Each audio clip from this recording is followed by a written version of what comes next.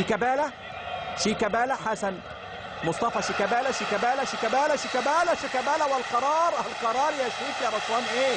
شكله ندي ضربة جزاء، ضربة جزاء وفرمان من شريف رشوان، ولكن مهارة ايه وروعة ايه يا شيكابالا؟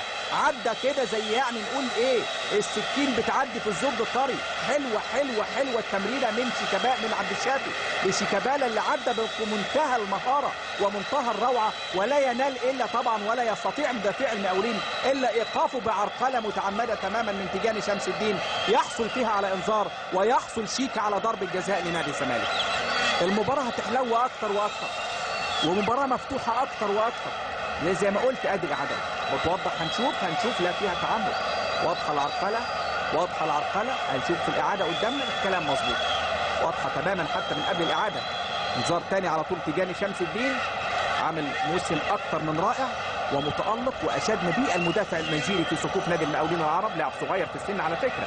تيجاني شمس الدين اللاعب صاحب القميص 16، لاعب نيجيري عنده 21 سنة، ولكن ضربة جزاء. محمود فتح الله عنده هدفين، محمود فتح الله دائما بيحرز اهداف من ضربات جزاء. محمود فتح الله لا عنده هدف واحد هذا الموسم، عنده هدف محمود فتح الله وضربة جزاء لنادي الزمالك، وتعادل سلبي وبنلعب في الدقيقة 30. وشيكابالا تألق وحصل على ضربة جزاء، وفتح الله ودياكيتا داوودة، وفتح الله يا سلام يا سلام يا سلام، يركنها على طريقة الكبار ويضع البطاقة الأولى لنادي الزمالك في هذا الحوار. محمود فتح الله النجم المتألق، متألق في خط بتاع نادي الزمالك. تسعد الجماهير القليلة وتسعد جماهير الزمالك البيضاء. هنشوف حمزة الجمل فكره ايه، هنشوف حسام حسن هيفكر ازاي، هل هيتغير سيناريو التكتيك في ارض الملعب ولا هيبقى الوضع كما هو عليه بنفس طريقة اللعب. المهم ان احنا نستمتع بحوار كروي رفيع المستوى في هذا اللقاء. يتقدم الزمالك بهدف في الدقيقة 30 عن طريق محمود فتح الله.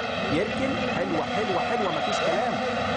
دايما المدافعين اللي بيلعبوا في المركز الليبري ومركز خط الوسط المدافع بيمتازوا بالثبات الانفعالي العالي، ولذلك بيجيدوا التركيز قوي في اداء الضربات الثابته وتحديدا